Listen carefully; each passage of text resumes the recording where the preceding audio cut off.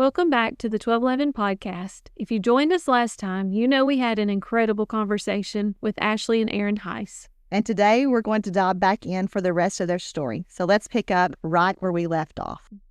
So unpack a little bit more of your journey with Riley. So what that looked like and what it looked like faith-wise through that. And well, it was tested. I mean, our faith was definitely tested, obviously through the pregnancy. And I do want to point out that every time we got an ultrasound of Riley, his stomach was always up. I mean, it was always like a sign from him saying, like, Mommy, it's okay, or I'm going to be okay. I was scared.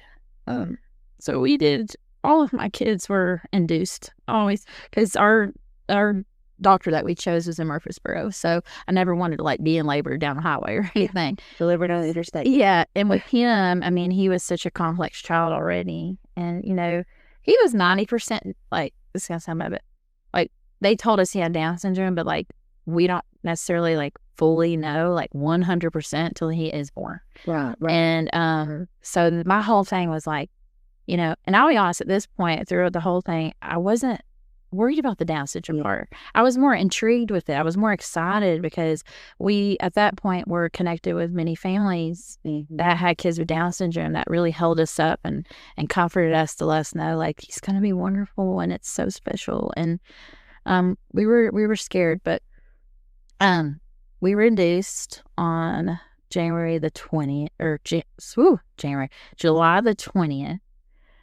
for him to be born. Obviously, he just kind of sat around. It's like 2020. By the way, I didn't even mention that. Yeah. We found out that with all this stuff, so all the doctor's appointments, I went by myself. The ultrasounds, I went by myself. The ultrasound, So he was at work. I would sit out in the parking lot. She would just FaceTime me. And I didn't want to mention that. I didn't even mention that. It was 2020. Oh, goodness. The worst year. I would say, I even forgot about that whole part. Ooh, that's a big part of it. Is that every appointment I was by myself. When they were talking to me about the probabilities of going to have a Down syndrome and all that, I was by myself. I'm just soaking this all in. They're telling me, and I do want to make mention that, I've heard a lot of stories about those people, doctors and stuff, that'll say negative things about those with Down syndrome. I will truly say, the encounters that we had, it was not that case. It was not. It was always uplifting, positive. No one ever suggested termination. We had a great just medical team behind us, rooting for us, letting us know the joys of someone with Down syndrome. It was mainly his heart. We were induced from that time, and I remember laying there. I think Aaron fell asleep. Everyone was trying to update us. We created a page for Riley just so we can keep everybody updated. And people were like, "How's Ashley doing?" And they're like, "Yeah, she's doing fine." And I remember being so anxious laying there. I didn't sleep. I could not sleep, And they had told us previously, we're going to have some staff in here for Ashley. We're also going to have a class in here because we delivered at Vanderbilt. An hour and a half away. It's a teaching hospital. Yeah. They're going to have students in there. Well, I was an interesting case. Right. The mom had previous issues. The child has Down syndrome, and he has a heart defect. All of these things. It's COVID. The mom has to have a mask the whole time. They had a nurse especially just kept putting it on me. I'm like, could you stop? I remember I could not breathe, and she just kept putting it on. I'm like, I hate this so much. So the room was packed. It was packed.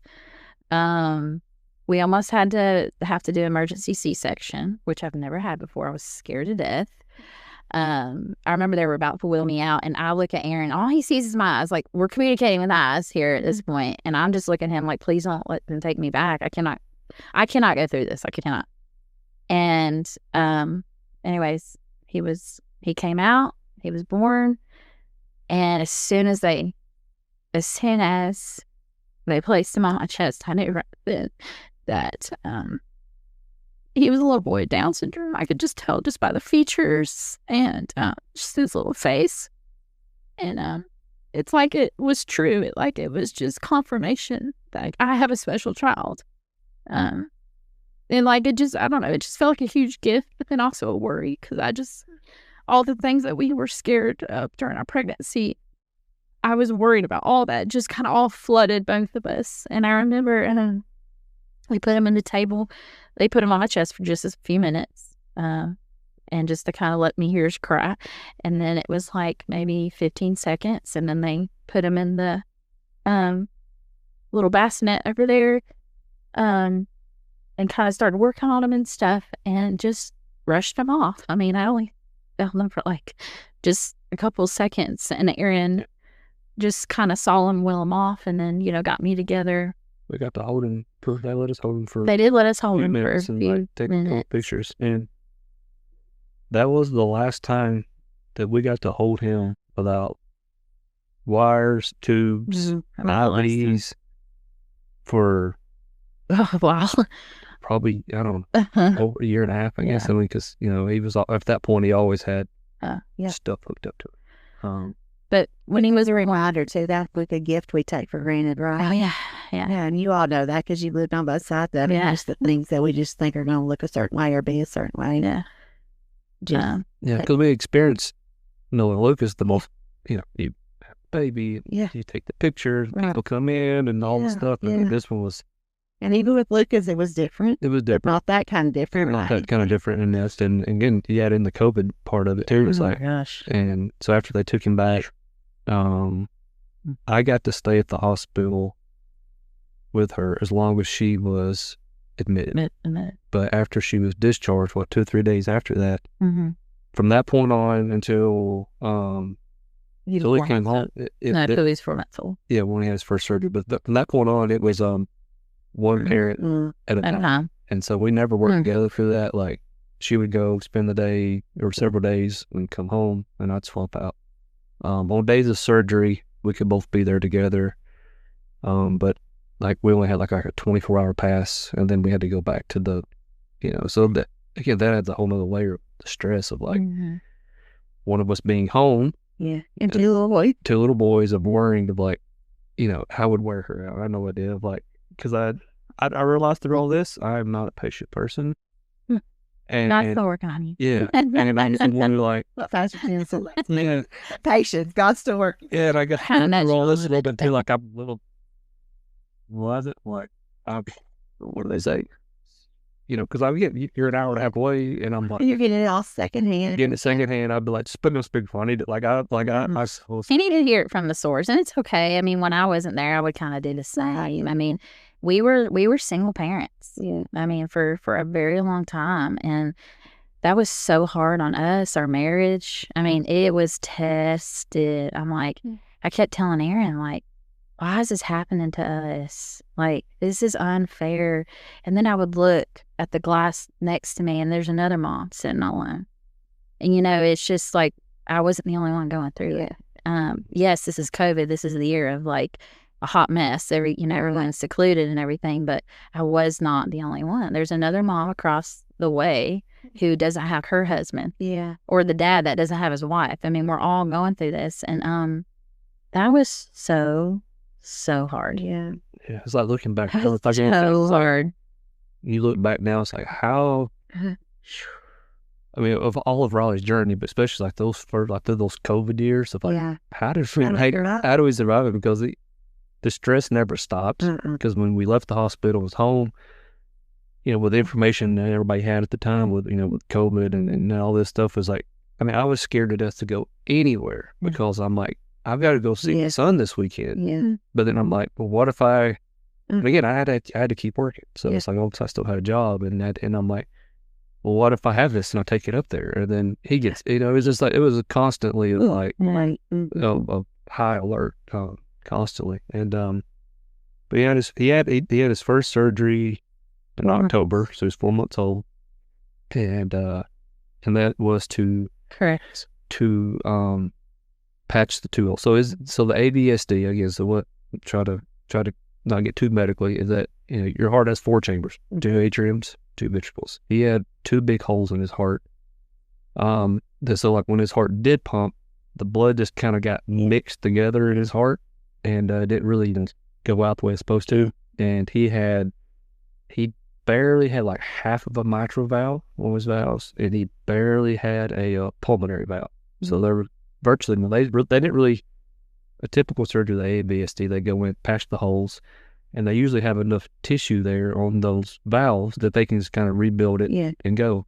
Well, Riley's case was that he didn't really have any valves on it. He had very little, so they didn't really have anything to work with. So from the start, they had to they were donor valves, and his heart was so small, we had very limited options, and they were cadaver valves. But unfortunately, another baby that has passed away, and the parents, donated that they could use their valves.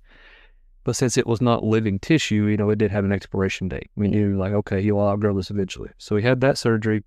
And he had 3 within 3 days. Yeah, he had that surgery. And we came out of surgery. Of course, that's the most unnatural thing to do as a parent, is to sign the documents and hand your child over to a surgeon, let it knowing they're about to open his chest up, stop his heart.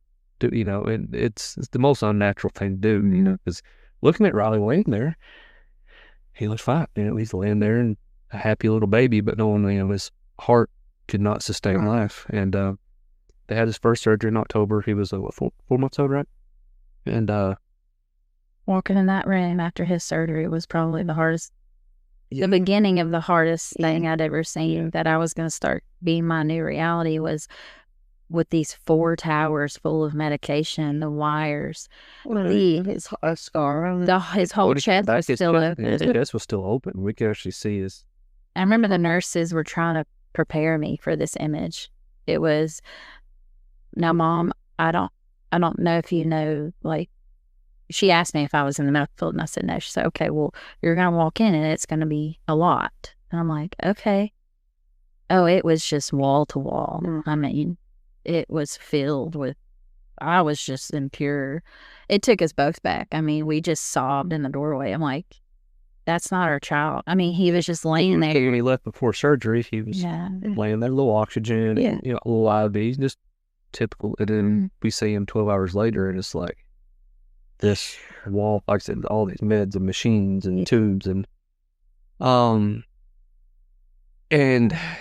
I said, then over the next quarter again, but I had a 24-hour pass, and then I had to leave. And I'm like, how the heck do I leave? It was always embarrassing with my child laying there on it. Like, how am I supposed to get home? Wasn't a fan during that time. It wasn't. But they had to do what they had to do. Yeah. Just during surgeries, we could be together. Yeah. That was it. And then like 2 days after that, Riley was not progressing well at all. He was not doing good. And they're like, hey, we got to go back in there. They're like, we think maybe they thought maybe one of the stitches had come loose or something, maybe, because he wasn't progressing well. And they took him back, had to open his chest cavity back up. And they didn't really find anything, to just like, hey, why is he not doing well? And so they brought him back and didn't really have any answers. And then, of course, I had a 24-hour pass. I had to go back home. And I'll never forget where I was at. The doctor called. I don't remember why. I think he might have been asleep or something, because they called me. I don't remember why, but they called me. And they said, hey, I think you actually maybe went down to a little sleep room and just kind of took a little nap. Because they were like, hey, Riley is... It was just a lot. Yeah. And I don't know if yours that. They said, we're going to have to take Riley back, like, now. Or he's considered now failure to thrive. Like, he was crashing. And I'm like, I was actually on a job, and I'm like, y'all literally didn't find anything, like, 2 days ago. And so I take offline up there. And what they found was, now that they had fixed Riley's heart and blood started pumping correctly, then they did find that his aortic artery wasn't strong enough to sustain all this new pressures and all that. And his aortic artery was actually just slowly pulling away. It was going. So then they had to go in and do emergency aortic artery repair.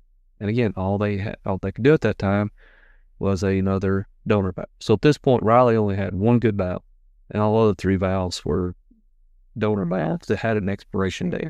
Yeah. And that actually got us out of the woods. That surgery, quickly after that, it was like literally like it's like every day he kind of made progress. Like we need a little bit more medication, a little bit more oxygen, and he started doing good. And the brain, and as weird as that word sounds. How long was it before he was released from the hospital the first time? So like when he was born, he stayed there for how long? 9 months. His brothers came up when he was 8 months old. It's the first time they ever met him. Ask that question. Yeah, they met him at 8 months old. And then he had his, hang on, because he have a surgery right before. No, sorry. He met him at 8 months, and then we just, every time they rounded the doctors, we would say, okay, are we getting close? Are we getting close? Because he was on the floor. We call it the floor, but it's just not the ICU side. We call it PCART. And we just waited and waited and waited, and finally they're like, yeah, I think he's ready. And let me just tell you, like, and like short again, through all this is COVID, like, so he's 9 months old. Nobody's ever met him. All the family, that's just my picture, video or something. Yeah, nobody's ever met him. He's never been outside. He's maybe looked to the side to see a window. There were some rooms maybe he didn't even have a window. But I mean, so when we exited, like the hospital, when you go to leave for home, they always say, all right, do y'all want like a parade? We're like, heck yeah, we're going to parade. We're 9 months. Like, where's the golden carpet? Like, look at us. We are shouting out in here. I bought balloons that day, superhero balloons, heart balloons, and they didn't tell us what they were doing. They just said, do y'all want like a little extra? We're like, okay. And I'll never forget walking out of there, and all the nurses were lined up. It just, all of his doctors, all of his cardiologists were lined up on both sides, and just had bubbles. And it was funny because one of them couldn't get the popper to work, and like we had to turn around so we could get that whole effect. And during this time, I mean, I think I was just in the moment, but like Riley's ox machine, like he was hooked up to, He on oxygen. He was on oxygen. He had his why can I not think of the word right now? Pulse ox. Sorry. He had his pulse ox, and that thing, oh my gosh, was so loud. It beeped all the time. And it beeped the whole exit. Like, we're like trying to enjoy this moment, and it's just, it's beeping the whole way. His nurse is trying to like get him to be, calm and things like that, and got him in the car. We were like so nervous. I mean, Aaron, we were so nervous. It was going off the whole time. Now, mind you, we've never been medical parents before. Right. This was so new. We're like, we like sanitized our house. And by the way, like the crib that Lucas was in, because he was a toddler, we didn't have another crib. Aaron and his dad just ran to Walmart and bought a random crib. It's like a girly crib. It was very girly. It was white, and just stuck it up in our room because we never knew when he'd be home. Right. He didn't have a nursery week, so we never prepared for that because we didn't even know if he would. Right. So we never really had that whole experience. And so we brought him home, and we did the whole, nighttime routine and everything. You think bringing home a newborn baby? Like, I mean, they gave us a crash course in nursing school. Lord have mercy. I thought I under degree. How to like do meds and how like if this happens, and I'm like. And then they go, hey, good luck. And you're like, what if y'all are coming on with us, right? We were so scared. I mean, really, we were so scared. And in the middle of the night, I mean, I didn't sleep. I literally did not sleep at all. I did not sleep in a wink because his machine kept going off. We're all new to this. This is very new. It's very fresh. And so as the machine kept going off, I kept saying like, here, it's like keeps going off. And you're like, well, maybe we didn't sleep. It was like early in the morning. It was like around 6 o'clock. Yeah. Well, we went from like being excited he's finally home. Yeah. All of a sudden he's home. And that first night, literally, we're like, hey, he's about to go back. I'm like, we're never like, is this our life? Like, we're never going to sleep. Like, because normally the nurses, he's in hospital. Right. I mean, it was all throughout the night. His alarms were going off. It was just, it kept going off. His color looked really bad. And I kept telling her, like, I don't know. Like this, I'm just like really scared. Then all of a sudden, his oxygen level just starts dropping, like in the 80s. And they're like, it's not supposed to be in the 80s. Mm-mm. And then it goes to the 70s. Oh. And Aaron is cranking it all the way up. Now, with oxygen, let me know this. You can't crank it so fast all the way up. It has to be a gradual because you can really exert their lungs. So you're pushing them so hard. They're like, ooh, that's too much, And we cranked it all the way up. And not saying that was a fault on our part. No, we were unaware at the time. We did gradually, but we were scared that it wasn't. Blue, so I'm like, well, we need to crank it up to 5. And now the highest our unit would go was 5. And so we had it all the way on 5. And they said, come in when he's needs more than one. We're like, he's at 5. So we ran to the emergency room, and, he was literally blue. I mean, he was blue. I wheeled him in there, Aaron parked car. This is probably 14 hours and leaving the hospital. And he's in a helicopter. I remember I was in the ER trying to get this lady, bless her soul, trying to let her know the extent of the severity. I'm like, ma'am, I have to get my child back there. He is literally blue. She's like, all right, let's fill up some paperwork. I'm like, no, ma'am, I'm about to bust through this glass. I need you to get me back there. The gentleman that was doing the vitals saw Riley and bursted us back there. Now, this is right before they had transitioned to Vanderbilt. Like, they literally just got to Vanderbilt. They didn't really have the crew. Right, yeah. Charts and everything. So he looked at me and I said, I think we need to go to the children's hospital. Like, we need to get there right now. And I was holding him on my chest. Aaron ran in. My in-laws came in there too. We're all crying. We're trying to figure out what the heck's going on. And he looked at me and said, Mom, we're going to get him life flighted to Vanderbilt right now. And they were telling me to get off the bed. I said, I'm going with him. Either you're strapping me to this bed. I'm flying with him. And they finally get there, and they looked at each other. They're like, Mom's going. So they strapped him and me together to that, whatever that board is called. They strapped us on there, and we flew to Vanderbilt. And that helicopter was just trying to make light of certain times. Like, look how pretty Home is. I'm thinking to myself, I do not care. I just want to he was so great. He gave me updates every couple minutes all the way there. We found out, like, he was struggling. He probably shouldn't have went home. We were there an additional, how long? 4 months? No. That was a couple of weeks. That was a couple to 3 weeks. It was, again, like, all the stuff we know now that we didn't know back then, and just heart and age or something. It's really just an adjustment on his meds. His lungs was filled full of fluid, and so we got him. We got his new med schedules, and adjusted things, and came home. And after that, I think we kind of settled into I think we can do this. Yeah, it's like we kind of adjusted. We had in-home nursing, so that helped out, like, during the day. We had a nurse like 12 hours a day, so those, obviously that helped out a lot. Yeah, it's huge. That we were blessed with some amazing nurses, that was vital part of Riley's growth and development. And after that, I think life it was our new normal. Yep. We kind of adjusted to being medical parents, and the feed schedules and the med schedules and all the therapies and appointments. And there was trips back to the hospital, because again, with his Down syndrome and with his with his congenital heart disease, like, any little small sickness that all of us experiences hit him hard. And we'd have to go back, it would be, so like a simple cold would just cause him to just hit him hard. You have to go back. And so we had little trips back and forth. And like I said, we kind of got settled in, and we started, again, this was... We kind of turned into hermit. There for a while, and the COVID restrictions started lifting. And obviously, again, that was a big thing too. We were scared to go anywhere with him because, again, like, any little small sickness would hit him hard. And, so we kind of slowly started going back to church.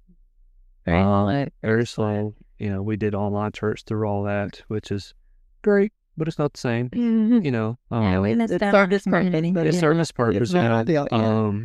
We before Raleigh, we were very social people. We was always with friends and family, and going to church and small groups and going and doing. And that was a big adjustment of just not having to really make sacrifices. And there was moments of she was better than I was. I was pretty I had some pity parties and some selfishness of they're getting to go on vacation. Why can't we? Like, they get to go to this, we can't. Like, it just moments of this kind of walking on paddle a little bit.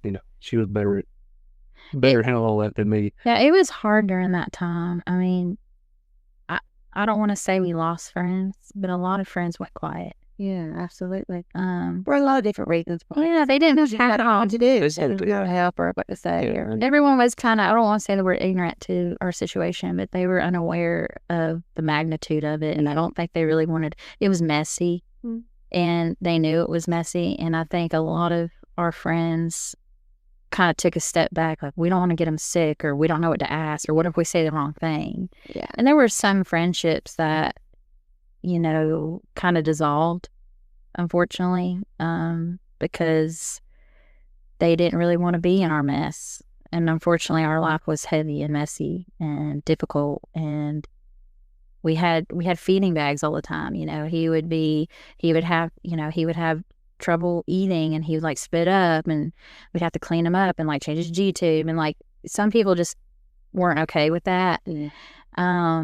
We kind of really found a new community with our Down syndrome community and the heart community of parents that get it and people that understand. And we prayed a lot. You know, like I said, with COVID and being single parents for that long, like it really took a toll on our marriage. So when Riley came home, we also came home together. Because like we were all together, we're, you know, finally all together. So Yeah, I'm a naturally selfish person, and you know, Wow, I admit that. I appreciate your vulnerability. it is on. you know, One. you know, for like I said, for 9 months. I mean, we were single parent. We were married, but we didn't really have a marriage.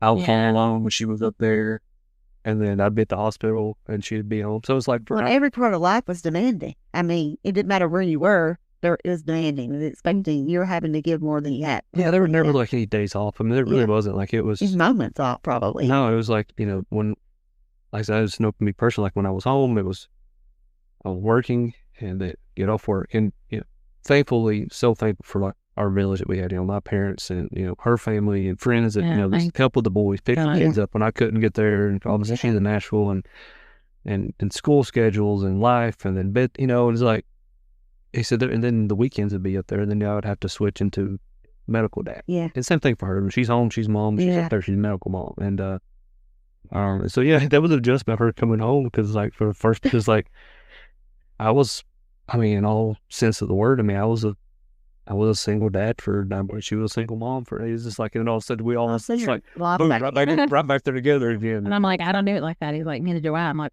we're gonna have to compromise, man. We just had to learn. We kind of had to learn. We learned each other and like learn a new life. New life. Yeah. Yeah. And for your boys too, I think. I mean, I don't think we can, you know, not talk about that. Like the impact it has, like their life looks totally different. We still to this day say we really missed out on Lucas's first years, because I mean, thank the God for my in-laws. I mean, they're a blessing, and they were such a huge blessing for us. They helped us so much.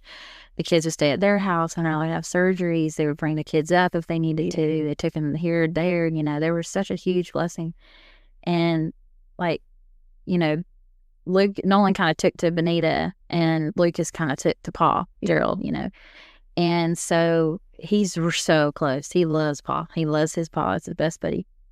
And we kind of missed that. Like I was trying to care and love on this, you know, this child that's trying to heal physically, but then I couldn't bond with my toddler who had just turned a year old and Riley was born. I felt so much guilt. I bet. There was so much guilt. And, you know, I would get so jealous and envious of those that could be around my kids, and then I couldn't. That was so hard. But we always say, I don't remember Lucas little. I don't remember when he did that. And I'd hear my in-laws say, remember when he did this? I'm like, I don't. You know, it was a big adjustment for all of us. But when I say my boys loved Riley, I've never seen, like, that you say children are pure, like, you know, they say the purest things. They're so pure. They say what they feel. They just, there's no filter, you know. They just took on. Like we explained to them, Riley's going to come home with a lot of things. If it's too much for you, it's okay. Take a step back, just observe. But he's going to have a lot of things. He looks his own special way. And there's some other kids or adults out there that kind of look like him. And we explained to them what Down syndrome was, and what's going on with his heart, and not too much that it would scare. Sure. We always kept it light. Yeah. But those kids, like Aaron said in the beginning, so resilient. I mean, I could not be any prouder of them.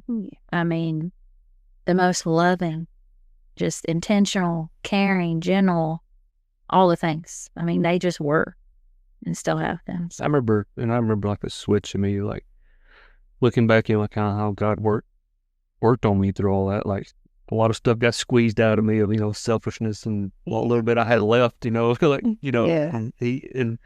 and I remember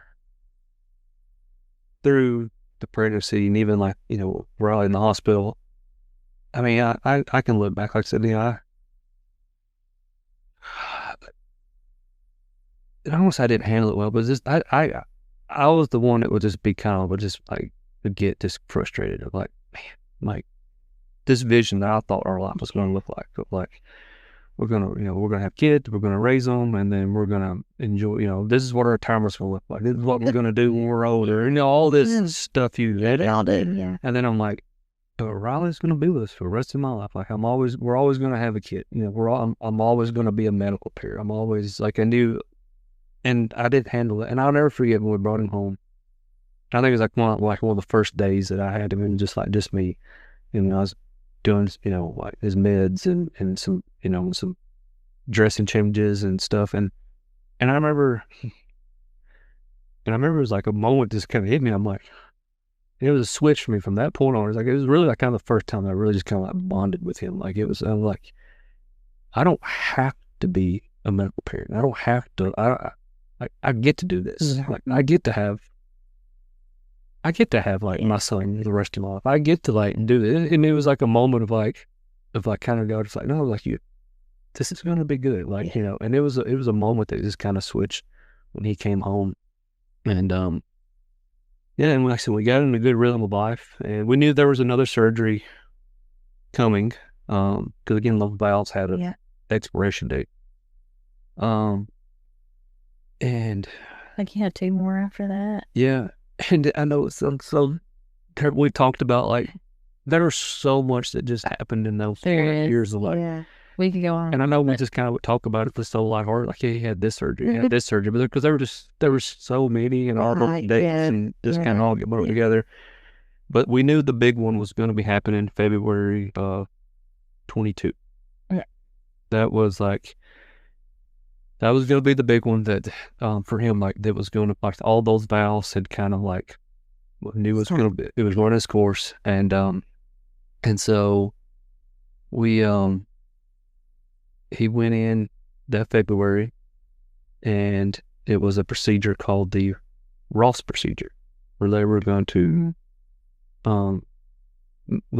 put new valves in. He was getting what's called a melody valve. It was a synthetic valve. It was a man-made valve, and it's mitral valve.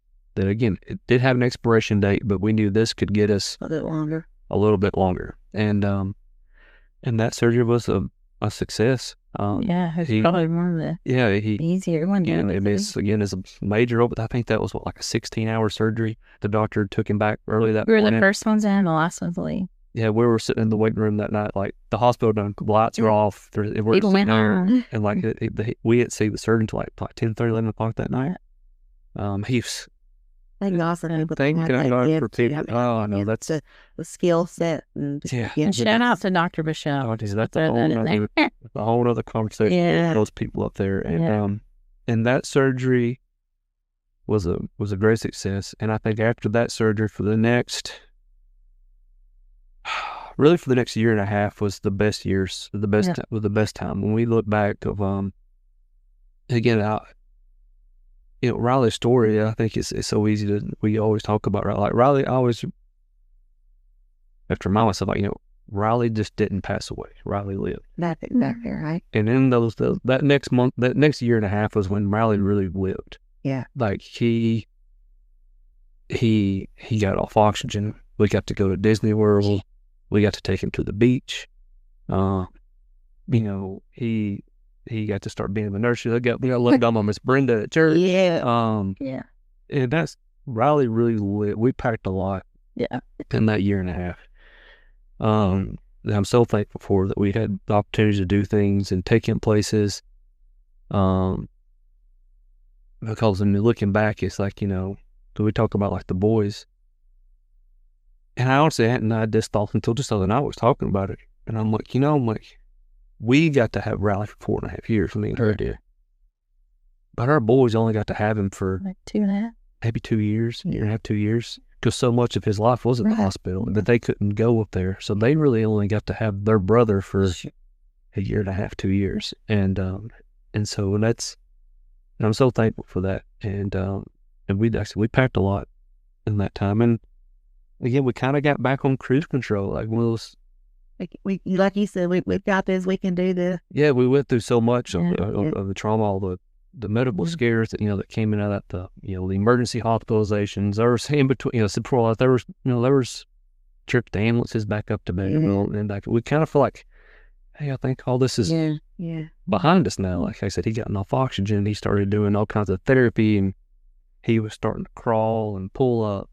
He was such a smart. He learned sign language. So smart. And he was very, very and his personality was really starting to just flourish. And I mean, life just kind of got easy again. Like at that point, like he was still a medically fragile baby, but at that point, we were more than we were just kind of parents of 3 kids at that point. We just throw them in the car seat and let's go. Go to the grocery store, go out to eat. And so, and we knew that, again, that valve, that melody valve was going to have an expiration date. Yeah. And the doctors, they always told us, again, they just kind of, they can give you best guesstimates, again, ultimately you don't know a lot of things. And his cardiologist here in town that we always saw, he always told us, he goes, when I look at Riley's heart, he goes, it shouldn't be working as good as it is. He always compares, like, it's like crawling under a house after you hired like a shady plumber, and you just have like all these just like weird plumbings going every which way. It's like, it shouldn't look like this, but we got water moving in the house somehow, but we're not going to touch it. That's what he always talked about. He's like, listen, we're just going to just let this go as long as we can. And we did. And then in 24 is when we kind of started seeing like, okay, I think this valve maybe, it's just whatever because he did go back into what's called the cath lab, and they was able to kind of balloon that valve. Yeah, they did that in March. They did that, and that kind of bought us some more time. But we started seeing signs of like getting tired. Yeah, he just tired out quicker than he would. He had to go back on oxygen 24/7 because his levels would drop. And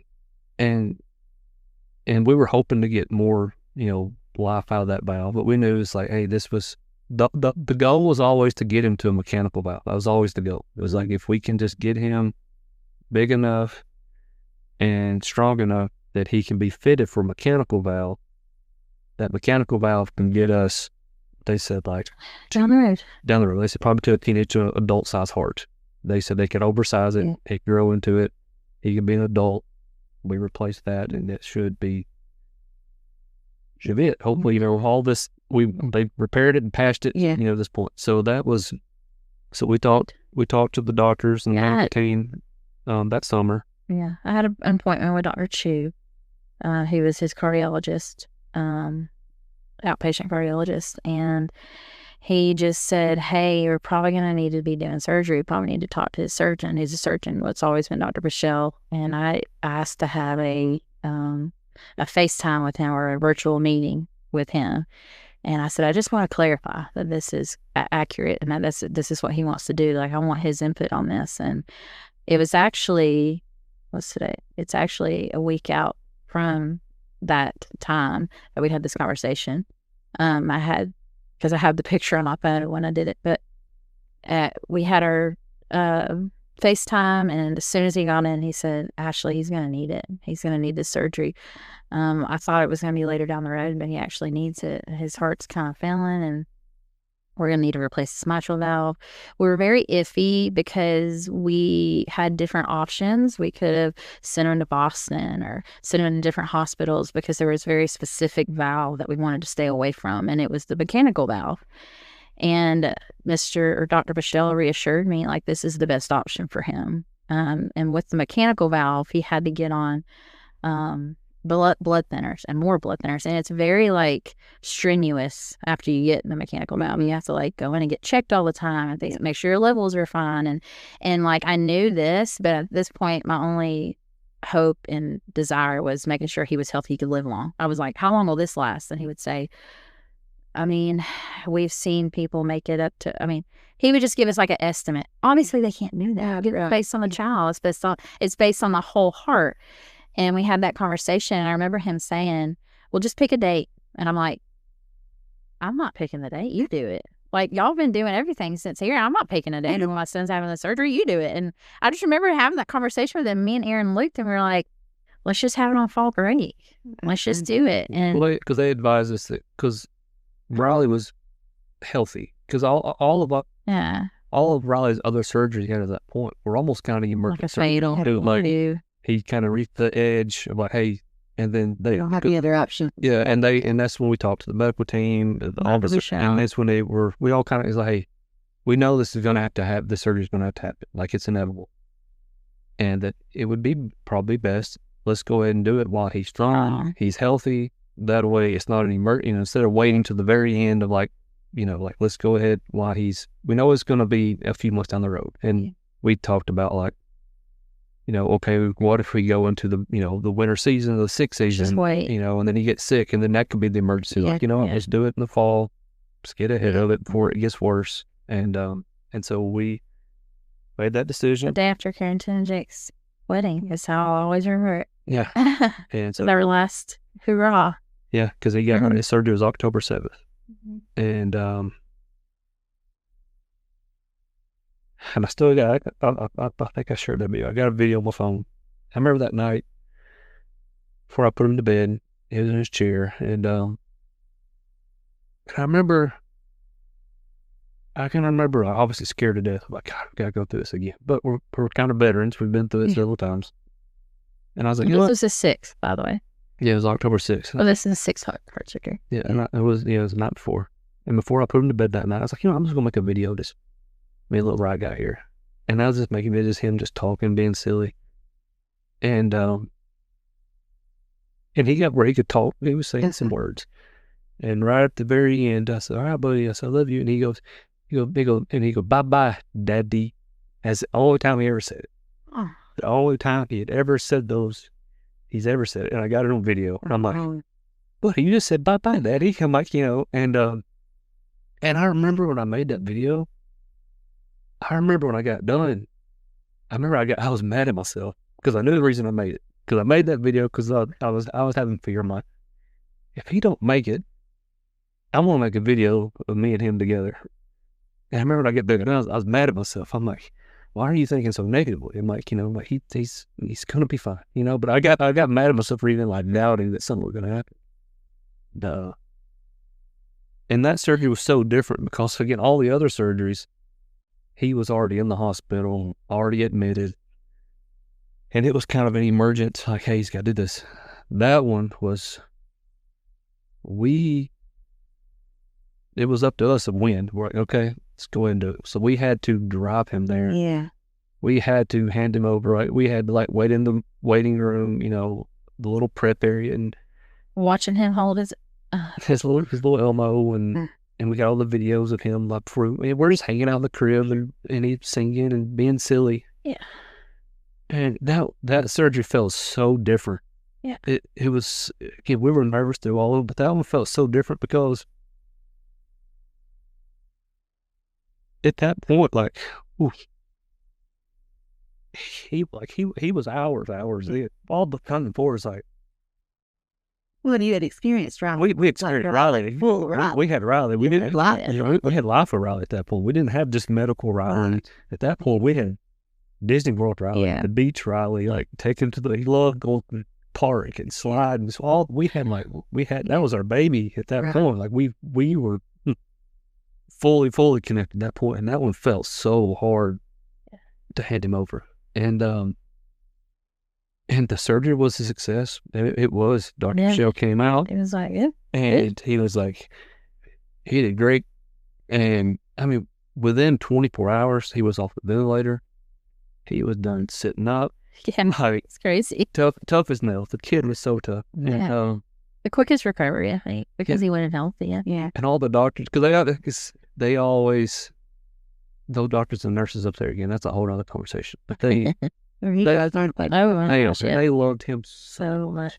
And they was all, and they were all looking, they were like, who is this kid? Because they're used to Riley, like, Right. you know, like Riley would throw curveballs. I always said Riley did things at his pace. And like 48 hours later, he's like asking for his Elmo. He's doing his sign language. He's telling everybody what he wants. And we're like, I'm like, dude, you just had open heart surgery less than 2 days ago, and he was already wanting to climb out of the crib. And again, like a week after that, 2 weeks after that, we was already on the floor. Yeah. It was only like 3 weeks. He had healed so well, so quickly, so fast. And it was 3 weeks. We just got his last discharge echo. I was shocked when I saw it on there. Discharge echo. And I'm like, what? That's discharge echo. And he started kind of whining, like rolling around as if like he kind of acted like he was constipated, honestly. And then he started like, he had a bug, like a stomach bug. And he seemed to me like I was holding him. I remember FaceTiming Aaron, which I still have this video. I feel so bad for having it, but I was videotaping him like, you don't understand. This kid is literally rolling around.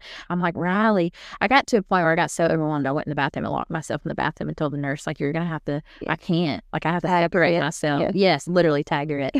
And I told Aaron, I was like, I can't do this. You have to be up here with me.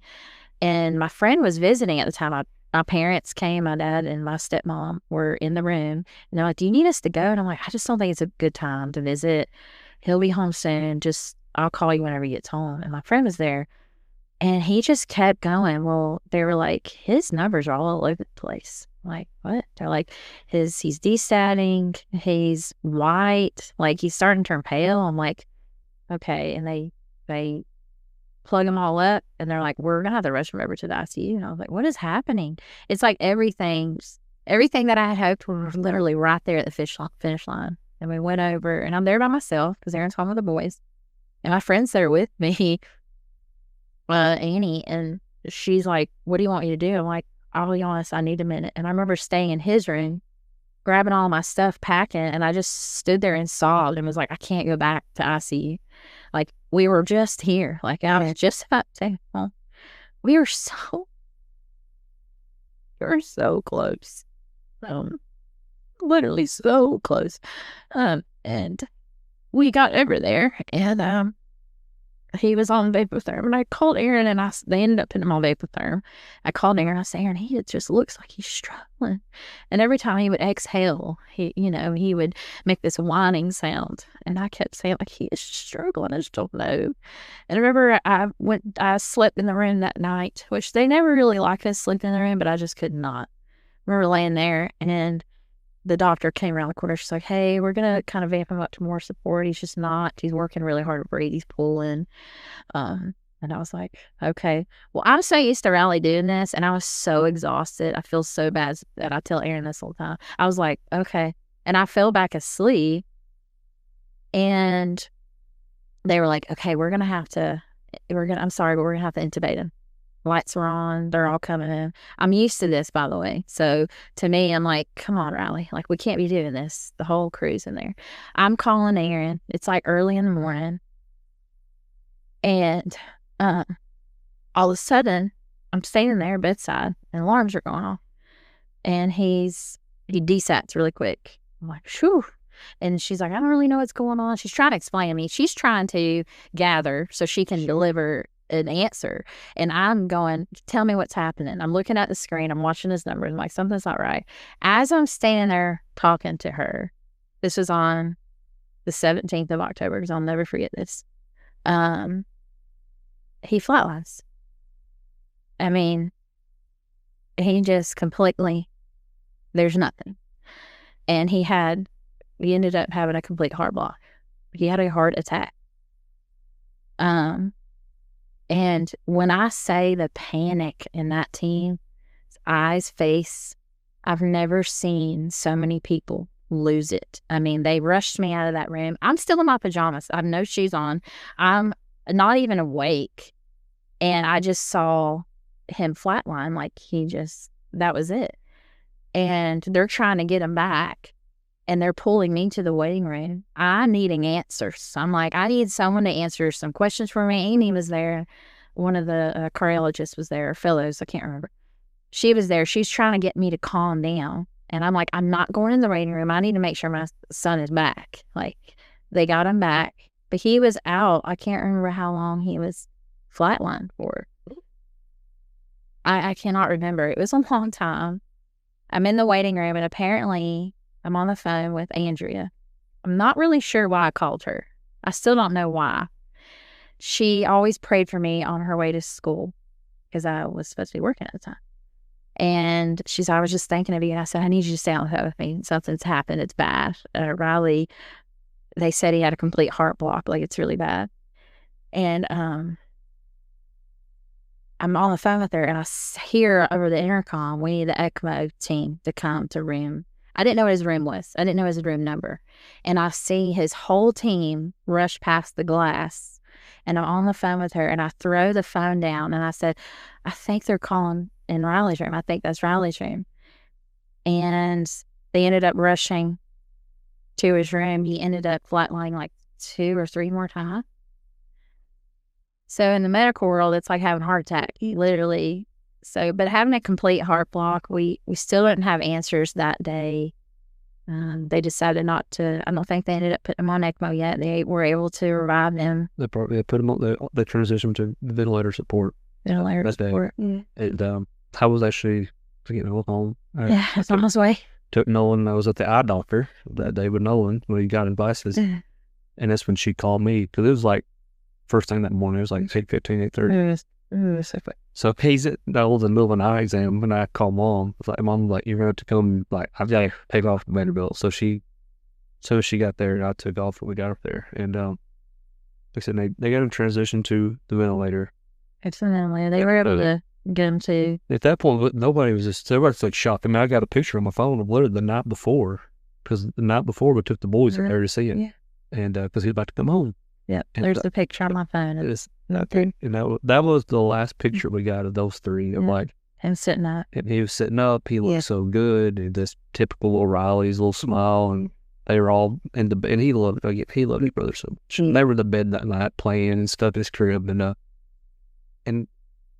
swear, I was like, Pip, I just left. Like, I have no answer. I left, came home Sunday night, took the kids to school. I'm like, I just left last night. I'm like, what do you mean he's back in the ventilator? I mean, and the medical team, they were so shocked too. They were like, because he was about to go home, right? And she talked about how close we were literally like, right out there. We're about to come home. And how long did that? So that was mid-October. It was mid-October, and he stayed on the ventilator. And he would stay on the ventilator up until Halloween. It was up to Halloween night, and he was progressing good. They were able to chip away at ventilator support. He hadn't had any more issues. They were really kind of confused what happened. They had theories, of like what happened, but it could be from scar tissue. It could have been some scar tissue from all the previous surgeries. The swelling kind of cut off the electrical signals. That could have happened. Maybe that was why it was complete. I mean, MSP is what we called her. Was I don't know necessarily what her head role is, but she's we called her MSP, and she like pulled Mayor and I to the side and was like, I don't understand how this instantly happened. Here can be all the probabilities though. Yeah. And so that kind of made sense to us. Yeah. So it was Halloween, and again, we kind of got through that, and looking back, like again, we'd been through so much with Riley. Like honestly, we were just kind of jaded to start. Like he'd been on the ventilator so many times. It's like it didn't scare us. Like it almost did. The part of the next day. It's always, they again, like the nurse and daughter would kind of be like, "Come on, Riley, like why are you being dramatic again?" It's just because I was kind of Riley's MO was like, he would scare everybody to death. Yeah. And then 3 days later, he's sitting up watching Elmo and like having a dance party. We're like, dude, like, come on, man. And and obviously that was the first time he ever done that. Well, yeah, I think he made first official heart block. First official complete heart block, yeah. And so it was Halloween, and at that point, from when that happened up to the Halloween, so 2 weeks later, Ash hadn't been home yet. She'd been up there. Of course, I was doing the back and forth thing with the boys. And Riley was progressing. He was doing good. He was stable. And they were going to take him off the ventilator the next day, like November 1st. And because he was doing good. Yeah. And she hadn't been home yet. The boys hadn't seen her. It's Halloween night. And the doctors were, talking. I told her, so back. I said, what if you just come home today? It's Halloween night. I said, what if you come home, we'll take the boys trick-or-treating. I said, and either I can go up there when we're done, I'll go up later on that night, or if you want to go back, or we'll go back up in the morning. Again, I know it probably sounds terrible to some people to think like, oh, you left him up there, but like, again, he was at that point, he was stable. He was on the ventilator, and there's really nothing to do. There's really nothing to do as a parent at that point, because he's in the full care of the doctors and nurses. We're just there bedside and stuff like that. And obviously, we've been through this so many times, and they knew us. We knew everybody's phone numbers and stuff, and they did. They told Ashley, said, hey, there's like, just take a few hours, go home, take the boys trick-or-treating, and then you and Aaron come back tonight, and they knew how bad I missed my boys. Yeah, she hadn't seen them in I had seen them too. And she's like, all right. I was like, just come on. Okay. I was like, I'm not going to tell them you're coming home, and you can surprise them. So there's some friends that we always do trick-or-treating with together as like, as a family with kids. And she showed up, surprised the boys, and they were just so happy to see her and stuff. And so we got back that night, put the boys to bed, and we were talking. I'm like, do I go up tonight? Do you go up tonight? Or we just wake up in the morning? Because we didn't check in with the nurses and doctors, like, hey, he's doing great. And we're like, we're still on schedule. We're going to take him off the ventilator probably about 9 or 10 o'clock in the morning. We were like, okay. We haven't decided if we're going to get that point. It's like 9 o'clock. We haven't decided if we're going to come up tonight or just first thing in the morning. It was such a drive, and I rode all the way down. I was like, do I really want to make that drive again? Yeah. It was awful. And they were like, hey, there's like mom and dad. They was like, y'all were exhausted. Like, just enjoy the boys tonight. We promise you, he is stable. If anything happens, we'll give you a call. We're like, okay. So we kind of like took a big exhale, and she put the boys to bed, because she ain't seen them in a while. And I was in the living room. It was around 10 o'clock. I was playing PlayStation. I had a headset. I'm playing with my buddies at night and stuff. And I get a call. She come in there. She's like, oh, this is in the hospital. Anytime you seen the 615 area code pop up, they're like, instant, like, oh no. And so I was like, hey, guys. So I hop off and put on speakerphone. And they're like, hey, there's like, just kind of giving you a heads up. They're like, oh, Riley, blood pressure just kind of dipped down a little bit ago. It's be okay. They're like, we're just kind of giving you a heads up. Like, it kind of got a little soft. And You're me? I'm there. I'm too sorry. we got like, we're ready to go. They was like, no, we're just. All right. So she got off, and we're like, at that point, we're like, debating. Do we just need to go ahead and call like mom and dad to come over here and like and get ready to go? And as we're having that conversation, we get another phone call. Like, it was like 30 minutes after that, 30, 40 minutes. They're like, hey, mom and dad. They're like, it happened again, and this time it got even lower. And we're like, okay. And it's like, y'all might want to maybe make y'all's way up here if y'all can. And we're like, oh, like, this ain't good. And so we called mom and dad, and as soon as they pull up, like, I don't even know if we packed it back. I think we just like. But they kept calling us, though, is what I want to say. Within 10-minute increments, they called us again. Hey, were y'all heading up here? Because we may want to. And then, I can't remember her name, the one from Texas. She had the blonde short hair. Anyways, she was one of our, she transferred to Vanderbilt maybe like a year ago, but she was newer. And they told her to put her on speakerphone. And she's like, hey, mom and dad, I need you to come up here. We are not in a good place. We need you to come up here now. I remember getting in that car. I hugged Benita so tight, and I was sobbing, and I just prayed. We listened to worship music the whole way. Aaron got there in 45 minutes. Like, put his flasher on. I was sobbing, like, God, please do not take him. Like, please. They called again. Because I asked her directly. I was like, we're on the way. I'm like, hey, just be honest. I'm like, is he die? Like, is he about to die? And they're like, we're trying to keep him alive until you get here. And we're like, how did he get to here? And we're like, all this, like, you can't do that, like, not now. And and so we make it up there, and we run in. Like, I said, that was I'll never forget when we walked in, like all the lights were on, and this room full of nurses and doctors, and they're doing chest compressions. She's like rubbing his liver to keep blood going there. She hadn't moved for 2 hours. And they were drawing up doses of epinephrine, and she was like, give him everything. Shoot him a dose of epinephrine. His blood pressure and heart rate would jump up, and then it would fall. And every time they would do it, it'd get a little bit higher, it would get a little bit lower. Yeah. And they looked at us and they're like, there is the only chance that, like, we got to get him to ECMO. And ECMO, I never even heard of that word before that night.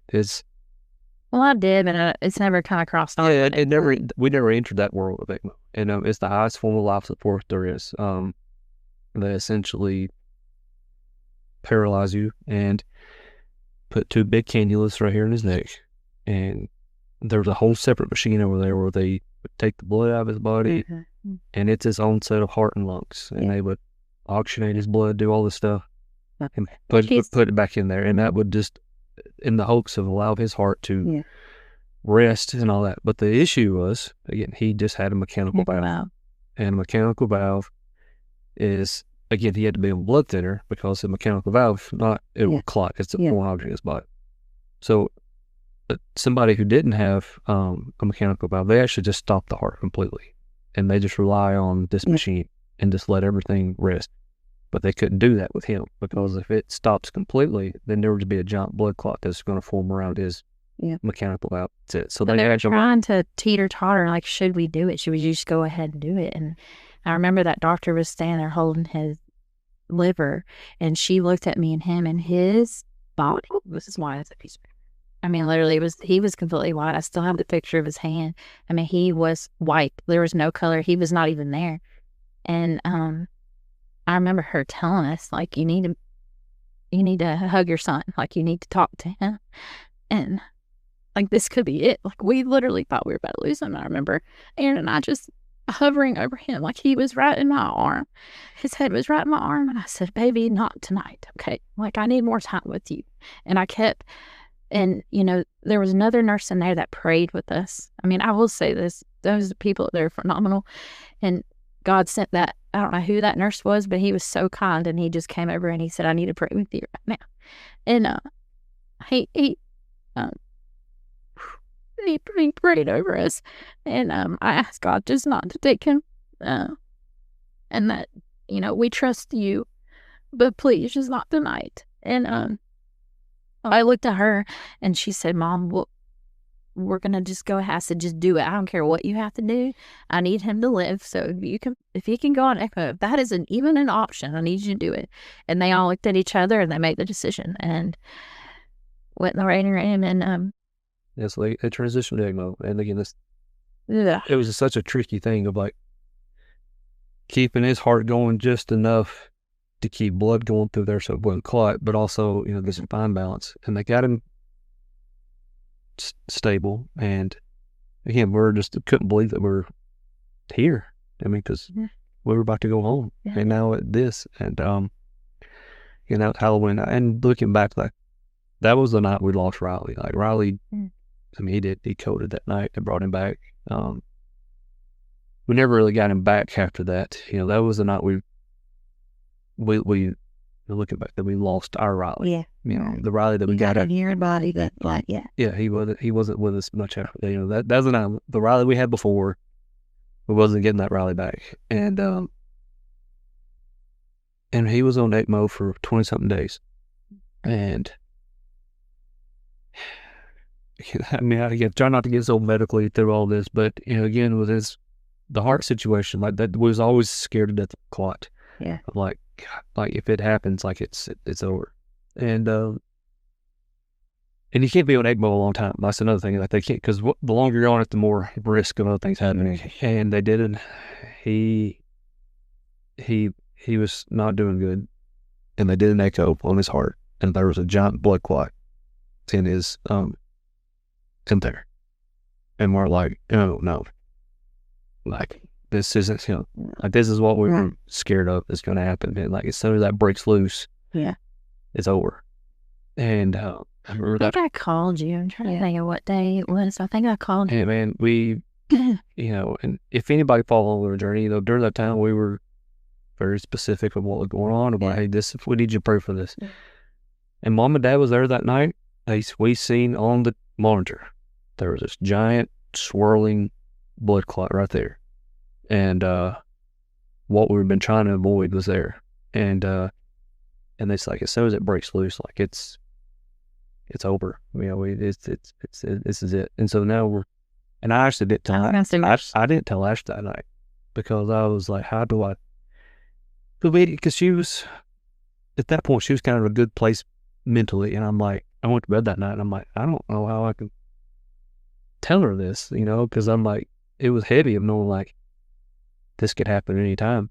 And we're missing the part of, this is an important thing, but like when he got on ECMO, obviously we haven't slept. They gave us a sleep room and we went to bed at 6 a.m. So when Dr. Rochelle said, we got everything in, I just want to clarify, just, medically, not to make it somber or anything, but he was like, hey, this is being his heart outside of his body. So his heart is at resting. Okay. I want you to think of it like that. It's not like the last step. It's right there where you pull the rubber band, but it is yes, it's like full on life support, the last level you can get to, but it's giving his heart a break. Right. Like we're giving his heart a break. And he kept reassuring that to us, which really kind of calmed us because we've never been in this area before. And I'll never forget that morning we got a call. I got 2 hours of sleep and I get a call. We're in the sleep room. Aaron's sleeping heavy. And it's at 8 o'clock and they want us to come up. And it was the very next day. And the whole room is filled with people. Dr. Rochelle's in there, Dr. Hip's in there, another doctor's in there. And we have gotten really close to our cardiologists and the surgeons. And I just remember just seeing their masks and then just trying so hard not to cry, but crying. And Dr. Hip looked at me and Aaron and told us, like, he's probably not going to make it. And it was because of the clot. They said we ended up finding a clot. And Dr. Rochelle said, I've done everything that we could possibly do. They pretty much told us that was our first intervention. That was our first conversation of he's not going to make it. The first official, he's not going to, I don't know how much longer. Because and when parents are going through this, we got to start having conversations of how far do you want us to push this? Yeah. How many times do you want us to go on? How many times do you want us to continuously correct? Because at this point, we can put input in. We can say stop. We can say our child's had enough. We're not going through this again. And I think Aaron and I just constantly we look at each other, and we looked at Dr. Hip and Dr. Rochelle or the other surgeons that were in there. We looked at them and we said, we are not giving up on him. Like, we will do whatever it takes. So that's when they thought that his only shot is we can go back in another open heart surgery. And they said we can try to physically remove the clot. And that's when they had that conversation. Yeah. And they were going to do it's called a coronary unroofing to try to get more blood flow to his heart. Another little small procedure. And of course, in the state that he was in, he was he was barely hanging on the line. And, we had to make that decision of, he's going to go back for another heart surgery, but this one may be, I don't know how he's going to make it through it. And Riley did what Riley did. They went back. Dr. Michelle came back, saw us a few hours after that. And he goes, well, got it all out. Did the coronary unroofing. He said, I don't know what, I said, I don't understand your kid. He goes, he should have even made it, but he's here. And that gave us, that was, again, we hung on to any bit of like good news we could get at that point. Like they told us like he's got a 0.5% chance for why we're going to take it and ride with it. And he's like, this is going to give him a chance to get off ECMO. And that was the big thing. Is like, if he can get off ECMO, we'll have a shot. We'll see how it happens. And so he started progressing good. And they started doing what's called clamp trials, where they would clamp it, see how he would do. And he did okay. They're like, okay, we're going to let him rest. Keep it like the next couple of days. We're going to try to go a little bit longer. And he passed all those. And so we were teed up of like, all right, we're going to try to get him off ECMO. And this is, and he had one shot. We done made that decision. We done talked to the team. once they take him off ECMO, if he wasn't going to make it, we had done kind of, that's just like he can't, and they even told us like he can't go back on ECMO. It was just physically wasn't possible. So like if this didn't work, this was it. And it was the night before he was supposed to go off ECMO that morning, like 8 a.m. It was in the sleep room. And Ashley had a medical emergency in the hospital literally the night before. And so I'm up in the children's hospital with her. I have to call for help, and we get her transported to the adult Vanderbilt side, and she's out of it. And so, and Riley's about to come off ECMO at 8 a.m. She's unconscious in the adult hospital, and I'm like, you found herself in the same place you found herself in before. Very similar. Very similar of like having a baby and her, and her mom was up there. Her mom, I called her mom. I say, I need you to get up here quick. And where's your mom already up there? She was there already. She was already. She didn't leave. She was in the waiting room. She just spent the night in the waiting room because she knew it was so. And so again, Ashley had a medical emergency, scared us to death again. And so I have to run back over to the children's hospital, and they're taking him off ECMO, and I'm by myself, and she's unconscious in the adult hospital, and I'm like, if he doesn't survive this, I'm like, I'm going to be here by myself, and she's gonna not go, she's not going to be here. All that got taken care of, and she was in there for, I don't know, 3 or 4 days. Yeah. But obviously Riley came off ECMO, and that was kind of a little of a victory of like, all right, we got a shot. And looking back through all that, of course our prayers all along was like, God, just please don't take it. Like we've been too far, we've come way too far for this. Like why did we have to go through everything that we did to get to here? And looking back, we should have lost Riley Halloween night. I mean, we did. We lost him Halloween night. And I think if he had passed away that night, I think the state of grief that we're in right now and the questions of life would ever be completely different. I'm like, why is this? And when Riley came off ECMO, transitioned to the ventilator, and looking back, none of that made sense because, I mean, you came up and saw him. Like, he was on a ventilator for the next month and a half, completely away. I think God took his pain away at that. I think God did heal it. The prayers was perfect. I think God took his pain away because Riley never was on pain meds. They never had to sedate him. Because normally when somebody's on a ventilator, they sedate them. Yeah. Especially a toddler. Child. Because the toddler is going to be yanking everything, pulling everything out.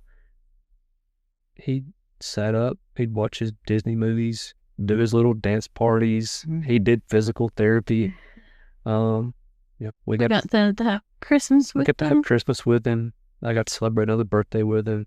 An Elmo party. Make a wish came man. We got to have an Elmo party. Which that was amazing. We took the boys out of school.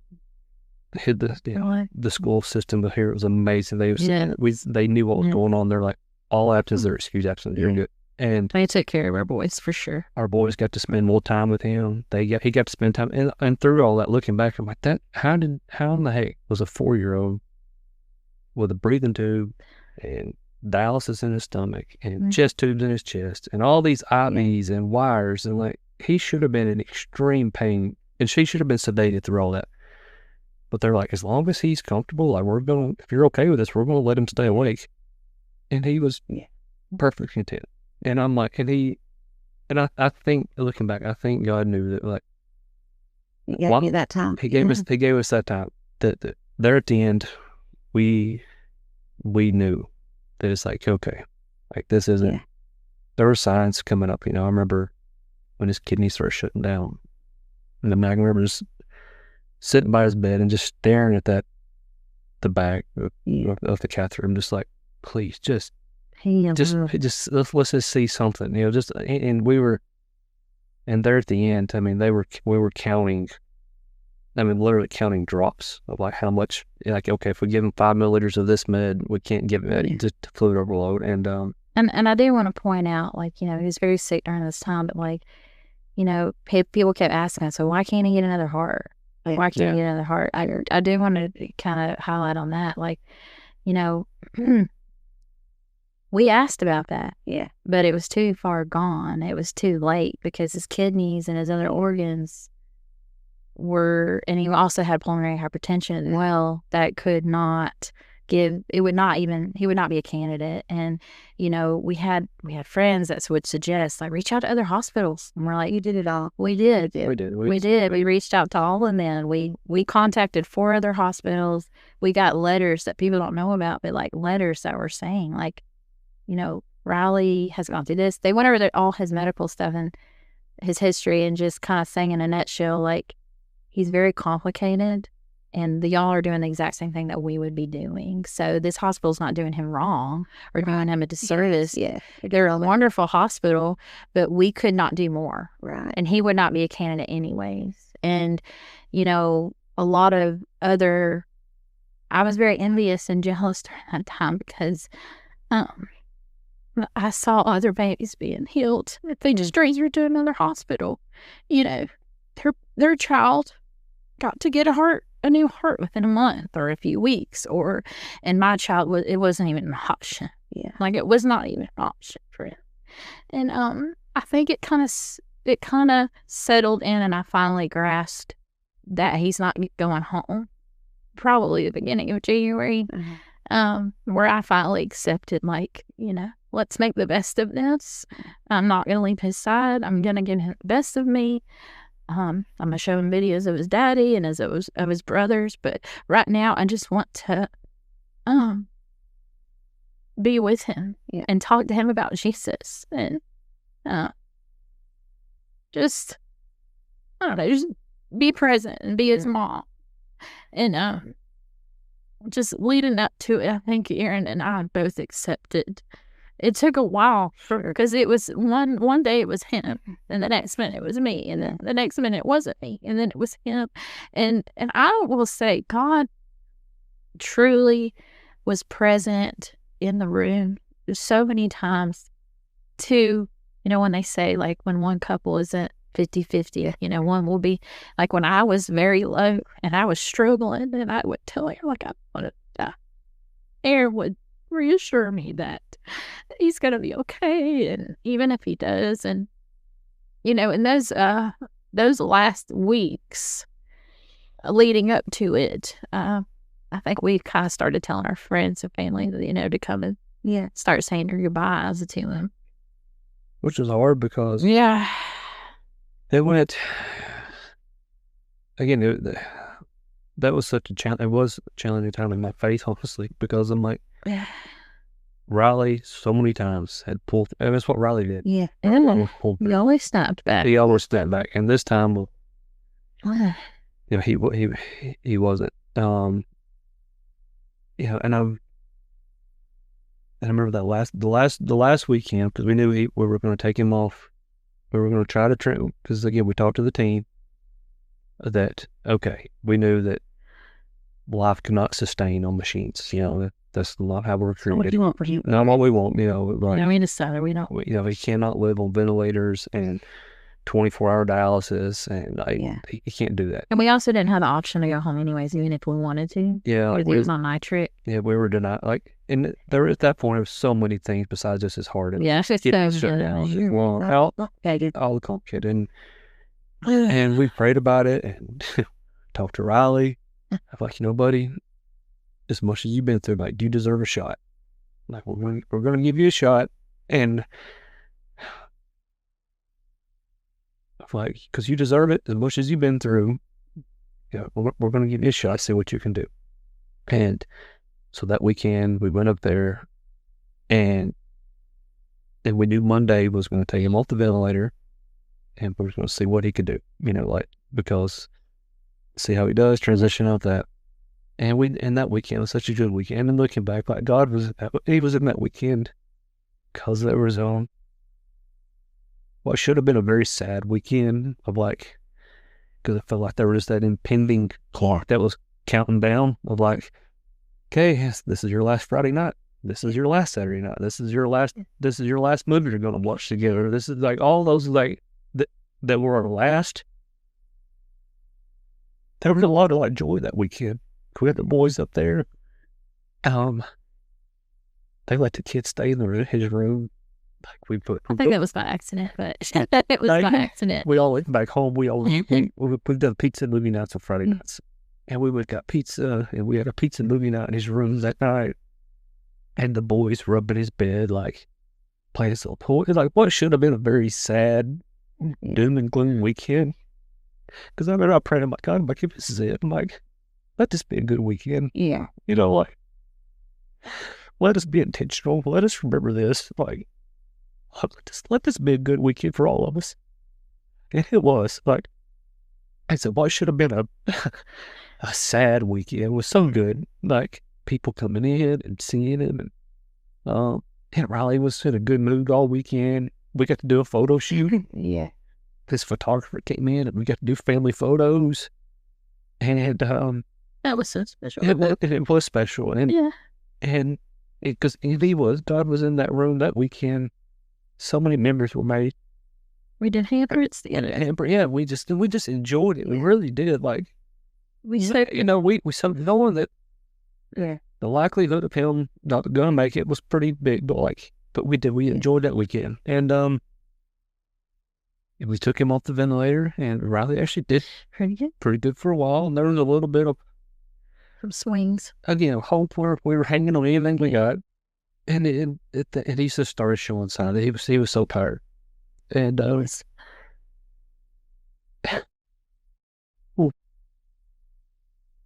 and I don't take it for granted that I know it was a privilege, as crazy as it sounds, that we got to let Riley pass peacefully, painlessly, and with us. That's Riley didn't die tragically in a cold hospital room by himself while we'd stepped out to get a cup of coffee or stepped out to do a phone call. Riley had to pass in our arms. We were the first two people to hold him. Yeah. We were the last two people to get to hold him, and we got to pray Riley to heaven as he took his last breath. We got to pray as he transitioned. And I'm like, as hard as that was, I know that was a blessing that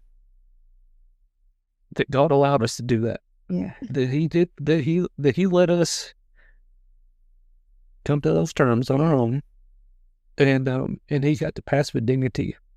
And anyway, from that moment on, January 21st, Riley was born on July 21st. He passed away on January 21st, 4.5 years to the date. And he had trisomy 21. That number 21 is popping up. Yeah. Everywhere we go. His funerals, 2-1. Yeah. Yeah, it was his passing, and the day before was so beautiful. I mean, the care team kept saying, how would you like for this to go? And very, very caring and sensitive way they asked. And, it's you never think of how long is it? Something you should. That's not something you ever think of, but they were so gracious and really thoughtful. They all loved Riley. Everyone was heartbroken by the team. Everyone. And on the 20th, I know I've said this a few times in posts, but I prayed for just one more day because I thought he was going to pass the 20th. And, everyone came. My kids came, said goodbye to their brother, listened to his heart for the last time. My mom was there. His parents were there. Everyone we loved was in that room. And we sang praises. We prayed.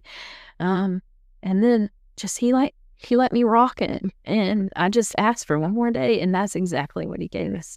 I mean, he gave us the last day just sitting with him. I laid in his bed all day. His nurse asked me to go take a shower because I hadn't taken a shower. He was like, Mom, go take a shower. And I was like, okay. And I just laid with him. And Thomas and Tracy accidentally were in the room, I think. Tracy, which... So that happened quick. It was very quick. He was hanging on, and then, you know. I just remember sitting in the chair, and I'll never forget. I wanted to do that because I said, anytime I go to think of old Liam, I don't want to forget how it felt. So I want to sit here for hours in the same exact spot. So I couldn't ever forget how much he weighed, where my arms were, like what he had on. And I remember opening my eyes, and I just felt this hand touching me. And Aaron had a really hard time with all of it because he paced. He had to talk to people. His outlet was talking to friends and family and leaning on someone and calling someone and having them pray with him. And I was more like, I just want to be with him. Like, you know, and I felt this hand holding me. I was like, I just kind of opened my eyes, and Tracy was sitting there with me. And I just like looked at her, and I remember her telling me like, I'm not going anywhere, and I will sit right here with you. And as someone who has gone through all of that, it was so big of her as a friend. I'll never forget that. And Thomas was there too, walking with Aaron in the hallways. And you know, it happened, like Aaron said, it happened so fast. And they kind of went in the back, and they were actually in the back corner when he passed away. I didn't know they were there. But Tracy just had music playing, and I told her, like, I just envision a spotlight over us. And I asked Aaron, like, can I be the one? Can I be the one that holds him? Like, I was the first one to hold him when he came out. I want to be the last one. And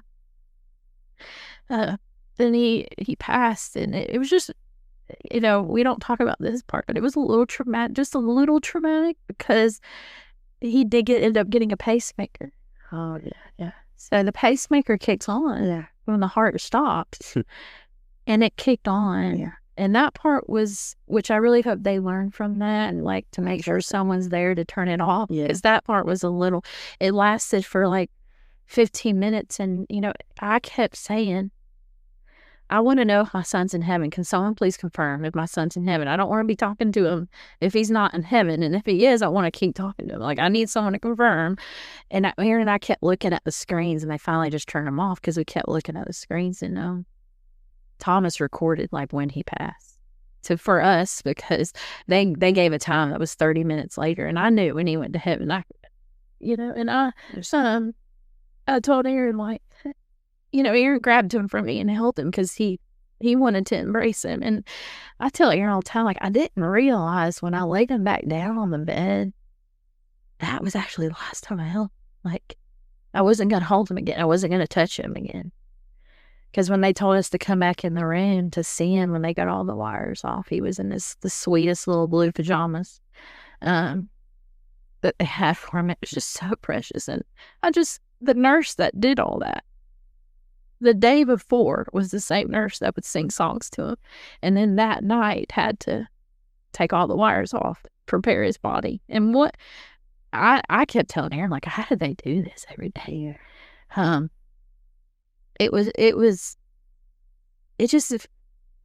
and I just felt such peace, like undescribable peace of knowing, like, he's finally ill, like, he's in no more pain. And we kept telling each other that, like, that was I grew up in the church.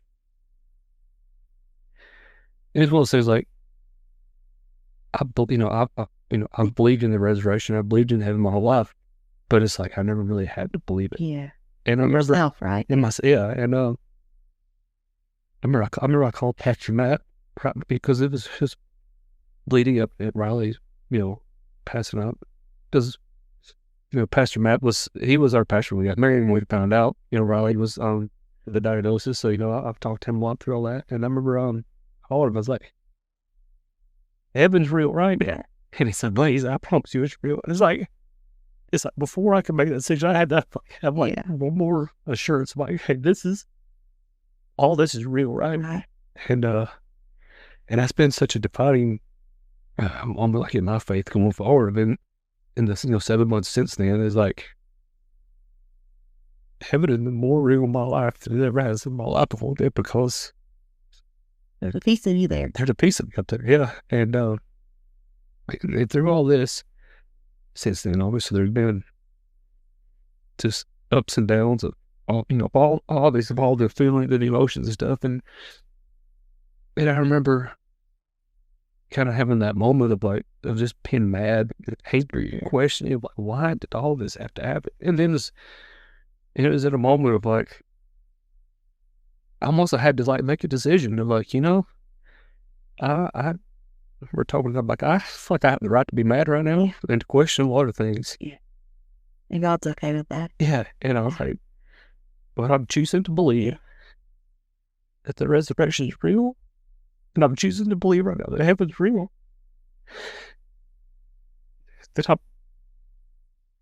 Right now it's like, I'm believing that so that means I gotta get there. And you're gonna have to just deal with a lot of anger right now and a lot of frustration because but I'm gonna keep going because I believe this is real. Because I got a wife and I got 2 little boys that I gotta make sure they can have to see their son and brother again. And this has been, again, someone who's been raised in the church and has believed my whole entire life. Like these past 7 months have been probably the realest it's ever been in my life. That I think, every day is just having to choose. Like, I believe this. Choosing to believe. I'm choosing to believe this, and we got to keep going. Yeah. And as you think about where you are now versus where you were, but your journey, what would you want to say to someone who finds themselves in a season of the kind of grief you're walking through right now, or maybe uncertainty about the future, or uncertainty about what to believe, or how do I keep having faith through this kind of journey? What would you want to say to them? I would say that grieving is healthy. Yeah. It is. But I think as people of faith, that, when we put our actions to what we believe, that I think there's a healthy way to grieve and an unhealthy way to grieve. And it's okay to move forward in life. And it doesn't mean you're forgetting them. Yeah. It doesn't mean that we think about Riley any less. But life, we are going to continue to go because we do know there is something on the other side of this. And we're made for life. It's right, made for life and death. And we still got a life to live. We still got boys to raise. And we still have, if we, this calling that we live as Christians, we still have an impact that we got to do. And God's opened up doors for us to talk and do things. And, but it's healthy to grieve. But you just can't sit in it. It's okay to have days and moments, but, we do have to keep moving forward. You almost have to learn how to walk in grief, right? Yeah, because not as sitting in grief, but like learning how to walk this out, right? Right, and it is just our story now. Anybody, you live long enough in life, you're gonna lose somebody that you love. Right. It's part of life, and we're not the first, and we're not the only parent that's ever lost a child. And it's an unfortunate club to be in. But, I actually read a thing where it talked about, like, the more you love somebody, the harder it is, the grief it is. And it's that unwritten, you don't realize you signed that contract when you fall in love with somebody. Also love, right? It is. You don't realize that when you marry somebody, when you have children. You don't realize that, you don't think about that. Like, one day, if I ever lose you, like, this is going to wreck me. And that's what grief is. It's that. And it's like the harder we grieve is because it's like that's how much we love and we miss our Riley. And that's a good reminder, right? Yeah. And I know for me, I think we both kind of shared, we've talked like this, I guess the season of grief that we're in now is kind of, it's a little different. It's like, obviously we still miss him, but I think we've kind of got to the point where we can see old pictures and videos and tell old stories, and they do kind of bring like some happiness and joy, and because it does, it feels good to tell Riley's story. Again, like I said earlier, Riley didn't just die; he lived, and it's good to tell those stories and stuff. But I think the season that we're in right now, it's like it's kind of like we're grieving a loss of identity. It's like we're grieving a life that we don't have anymore. Because like everything we do now like has an asterisk. It's like first 4th of July without Riley, first vacation without Riley, first baseball season, you want to watch the, it's like everything now has like an asterisk to it. So it's like that's where things is like knowing what it looks like to live without Riley here. Right. Yeah. And those are the days that kind of hit harder. It's like when we have like a big moment, like school started back, like, man, this one kind of hurts a little bit. Sure. What would you want to say to that mom that maybe facing it, Ashley? Something it's so like short and sweet and small, but something that I've continuously said through all of this is that God is still good. Like, in the very beginning when I found out I was pregnant with him, like I was so scared. And there were times where I wanted to be angry with him and ask why. And even after he passed, he's so good because he's provided peace and comfort and healing for me, strength every day to get me out of bed or get us out of bed. Yeah. I mean, the ability to just, I don't know, just surround us with comfort. And I know it all comes from him. Like I know it all comes from him. So honestly, it's just God is still good in the pits. Yeah. I mean, he still is. Even if you're in the deepest valley, he's still good. Even if you're on the tallest mountain, he's still good. Like he doesn't change. And that is something that's always been my constant. So if someone who's kind of going through this, like, I don't know how others make it that don't have faith, that don't have trust in Jesus, like, and don't have that relationship with him. I do not know how him and I would have made it, or if we would have made it out of it together. Right. And we're beating the odds now. Absolutely. And I tell him every day, like, we're still together for that. Like, that we haven't. But we learned to like lean on each other and lean on the relationship we have with Jesus and pray for one another. So yeah, he's still good. That would be my and answer. And God worked, and through all this I learned so more and more like people are still good. Yeah. That the community is so important in life. Because we couldn't have done this without the community of faith and people. That you hear people say, "Well, I don't have to go to church to be a Christian." Oh, okay, well, that's a whole other conversation. But it's like being plugged into a church, and I think me and Ash was always very open and raw through all this, and we allowed people just kind of join in, because again, it's just the body of believers that just Estel Naz, Orfield Church Nazarene, all the other church. I mean, we had people from literally, when I say all over the world, literally all the world that was praying for us, writing us letters. We'd we'd come open up a card and there'd be a $50 Kroger gift card. Just people are so good. Yeah. And it being a part of a community is because I can't imagine going through tragedy, going through life, going through anything without just in your moments when you're running on fumes, when people just come along and like, hey, I got your yard this week. Yeah. Let me clean your house. Here you come home in the pantry stock. Just tangible things like that is just like, that's when when I hear people talk about it. All the world. So people on the law, I'm like, you just haven't met the right people. You think that they're up in it. You still have the right people in your circle. People are still good. Yeah. Good. Yeah. Thank you both for allowing us to be part of your story today.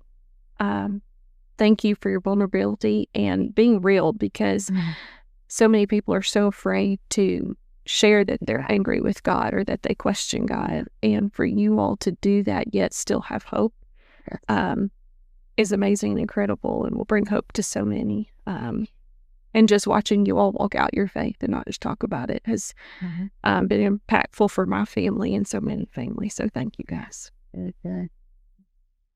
And as I said to you guys earlier, what we believe is that people's hearts are going to be encouraged because of your vulnerability and sharing your pain and the hope that you found in Jesus, and just the simple truth of finding that hope in Him and knowing that you're not alone. So, and friends, if you're listening today and this conversation touched you, then we would love for you to share it with a friend who needs some encouragement.